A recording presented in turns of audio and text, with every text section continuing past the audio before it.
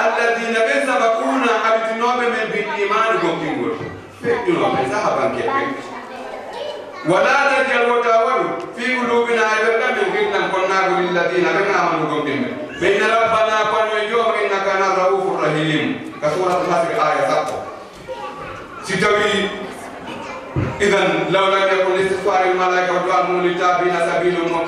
سبيل الله مفيدا فما معنى نقوله سبحانه سيدنا على نفر كل ما دي الله يجدون ذلك القرآن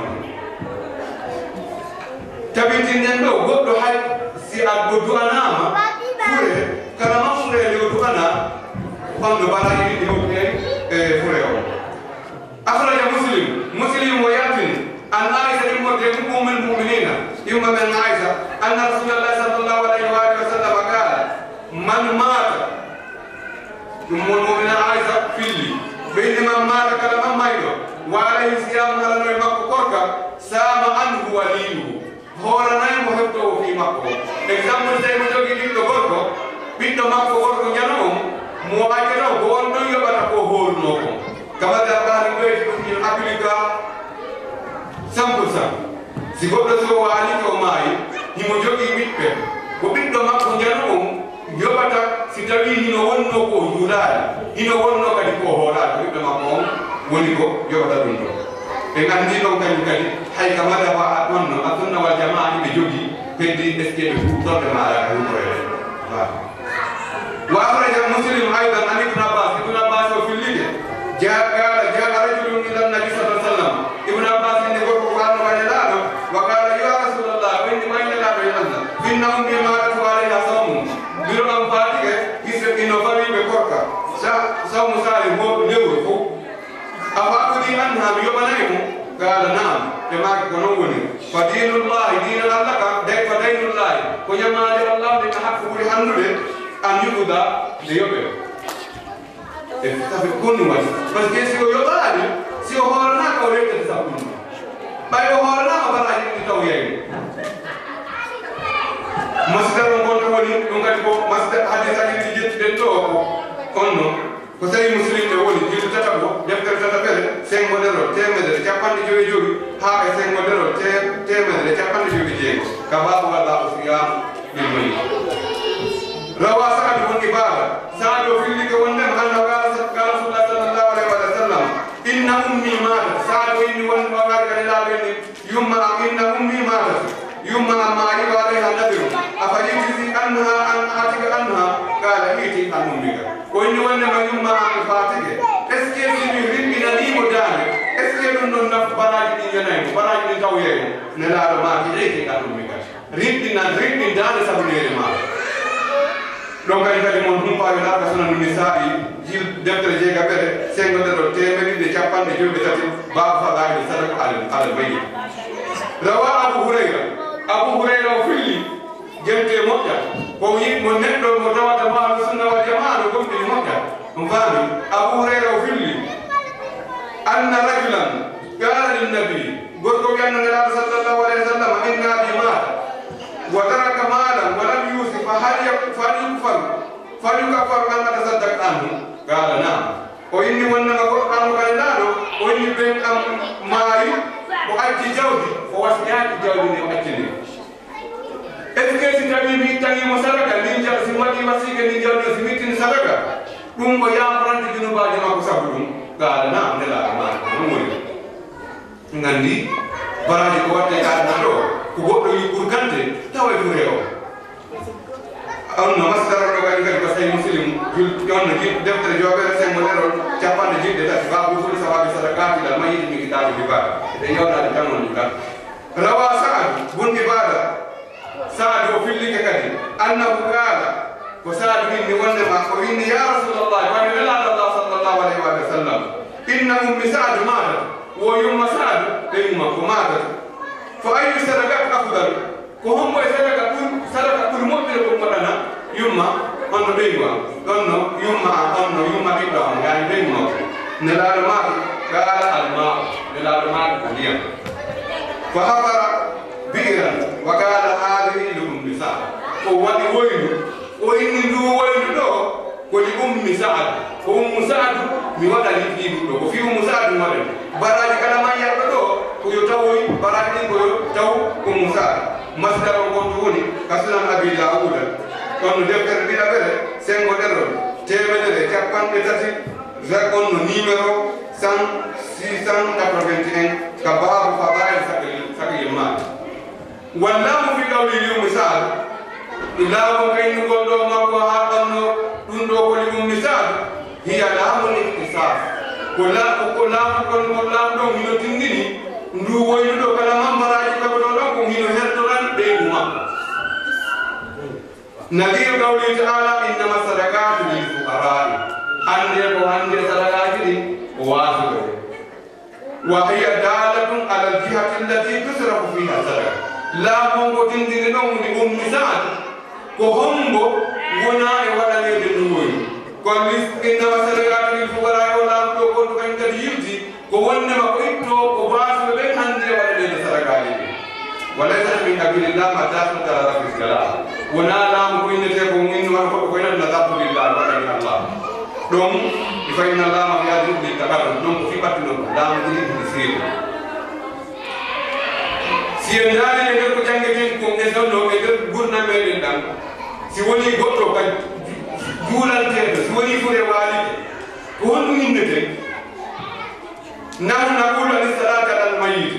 ka juulan fure waalide ko honɗum ɗinɗo aji wattedi ɗon janngalngol juulugol e may ɗo jentedaare gonɗum yewtete allahumma ighfir lil mu'minina wal mu'minat inna allah yafano julɓe gomɗinɓe worɓe ɓe e gomɗinɓe suddiɓe ɓe wal muslimina wal muslimat e goɓanno e julɓe suddiɓe julɓe worɓe al ahyai minhum wal amwat wurɓe maɓɓe e mayɓe maɓɓe taabi baynana wa baynahum bil khayrati waɗɗo hakkudeɓe jokkidiraɓeɗaɓe ko muɗɗi ɗum innaka mujibu da'awat innaka ala kulli shay'in qadir allahumma inna hadha abduka wa ibnu abdika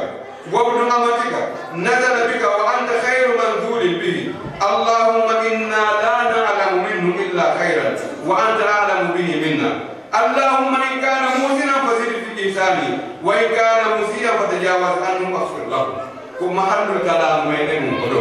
innen ɗo allahumma in kana musinan si tawi ko moƴƴinnoɗo kuuɗe fazid ɓeydu fi ihsani e moƴƴere makko in kana musinan fazid fi ihsani ɓeydu wa in kana musian fatajawaz anhu waghfir lahu si tawi ko bonnunoɗo yafanon kayfa yuzadu lahu fi ihsani wa kayfa yukaffar anhu sayyi'ati ko honno fure o ɓeydirante ko honno wujirante julbaji makko inda qira'ati alqur'ani liman sey mayɗo on janngana alquran sey mayɗo on ittana sadaka sey mayɗo on waɗana du'a ko sina ɗum ko ɗum woni in kana muhsinan fazid fi ihsani si tawi ko moƴƴinnoɗo allah ɓeydamo moƴƴere makko nde kono noon won ɓeydangol moƴƴere makko nde o waɗangol mo du'a sey o waalo ma ko goɓɓe janngante alquran si tawi honno ko honno yaforante kañum kadi ko janngalngol mo alquran ittana mo sadaka waɗwan waɗugol boyri ma uddita lekkol inna o lekkol mo udditoɗa ɗo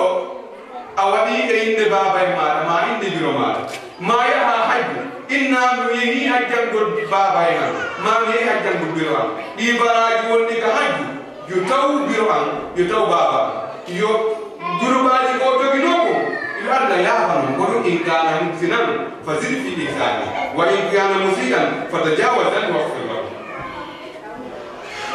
jama'a mo ndaari ka madaba ahlul bayt hay so tawi no woodi ka madaba ahlul bayt neɗɗo so ñande o waali o maayi ñande fure on salatu laylati dafa neɗɗo ñande o furra ino woodi ko goɗɗo o juulante yo allah woɗɗinan en si goɗɗo heɓi fure ñande fure on surra ñande o tigi surra hino ɗon ko derɗe juuleteɗe ko fi honɗum fii ko sabu ko innata kon ko wondema nde ñande haray himo e wahta himo e wula ruhu on ko ɗo wowtuno o alamul maddi adna mo wonde e men muɗum ɗo alam on no o yehi ko alamul barsat barzakho ka wonki didi fof habboto ɗon ila yawma yubatun ha ñande jama o mittinoyde ha ñande ko alqur'an ni kom idha zulzilatil ardu zilzalaha wa akhrajatil ardu athqalaha wa qala al insanu ma laha yawma idin tuhaddithu akhbaraha deñande leydi ndi ndi yewtoye kala man ko wadde moye mayo ko ɗum si fillama e hadise imam ali ɓe maaki wondema kathir salata fil masajid ɗuɗɗine juulugol e juulde bus sabu ɓeyni wondema yawma idin tuhaddithu akhbaraha leydi kala juulurde kala yaayina gaari juuluno ka juulunoña ara heɓitemo en kendede ko ɗum wonno innuɗen ka madabaɓe ɓeyti ɗum no woodi ñande on tigi suura kaw juulata darɗe ɗiɗi o juula on no darɗe alanere nde mo waɗa fatiha e ayatal kursi waɗa ka darɗe ɗiɗi mere honno suratul fatiha e laawi sappo inna anzalnahu fi laylatil qadr fa ida sallamta si tawi on tigi salmini o wol ɓayn allahumma salli ala muhammadin wa ali muhammadin wab'ath thawabaha ila qabri fulan ibn fulan sa gayni juulaɗeɗa ɗinna allah jonnuɗi baraji ɗo e kaari ɓiɗɗo kaari jantuɗa inde on tigi ne ani nabi sallllahu alayhi wa sallam nelaɗo maaka la yaati ala almayiti arata e mayɓe sa'atun sa'a sad min awwali laylatin ɓurɗo sakkude e makko ɓuri ñalade ñande o suka ko ɓuri sakkude e ñalade e mayɗo ko ñande o suka ñande o suka himɓe hay neɗɗam hay annano tun woɓɓe no woodi tawata ñande tawata si ɓe yimmi ka ɗo ɓe waalo yi e nokkure suudu goɗɗo ngo tun tawa premier jemma maɓɓe ɓe wata ɗanade normal par ce que harande ñande koɓe hesiruɓe luumo kesum kono kañum kadi ka dargal ton gonno ka barsat farhamu mawtaku nelaɗo maki yomine renaɓe moɗon ɓe mbi sadaka tikkugol sadaka fa in lam tajidu si tawi yom heɓata sadaka falyusalli ahadukum rak'atayn goto e yo jang goɗɗo e moɗo yo juuɗe moɗo goɗɗo e moɗo darde ɗiɗi yaɓe ɗo fil ula fatihatul kitab ko janggaga ka darde alnere fatiha marratan wa qul huwallahu ahad wa qul huwallahu ahad marratayn o janga qul huwallahu laawi ɗiɗi salatu ala muhammadin wa ali muhammad allahumma salli ala muhammad wa ali muhammad nelaɗo maki ko yon si tawi on ittani heɓani sadaka ko itton ko wonnum haray fawi on ko yon juulu darde ɗiɗi waɗon darde aranere nden fatihatul kitab marratan waɗon ɗimmo muɗum qul huwallahu marratayni qul huwallahu laawi ɗiɗi waɗon wa fi saniyati ka darde ɗin mere fatihatul kitabe fatiha wa alhaakum takasara sarmatan janngo qul huwallahu alhaakum takasara laawi sappo ويسلم ويقول الإنسان اللهم صل على محمد وآل محمد وبارك ثوابا إلى قبر فلان جولان لالو إنا وندما يؤلا نفدي براجدو إبوفره ابن فلان كاري وكاري فيبعث الله نلي من ساعته ألف ملك الله نلي أولير موجود لن تتكلم إلى ألف ملك ملكة بولوه إلى قبره كم كقبر مكو مع كل ملك هرين وندى كلا ملكا كيدو ثوب وهلة براء نجنتي وندى جلال ويوسط في قبره من الضيق وينجي قبر مكو وإنتني قبر مكو بيكو نوكم إلى يوم ينفخ في الصور هانيا لا هانيا ندفوت فانغال مكويا ويؤتى المصلي جولا نفريون كان اوكي بيدد ما طلعت عليه السلام سير منامين ينفون يمودون من حسنات المذكرة وترفع له 40 درجة وبنت لك الله سبحانه وتعالى الذي تنم براجي أن 40 درجة براجي كبندنا وإليه يسأل الكلم الطيب وكالله قوم الموجود والبيان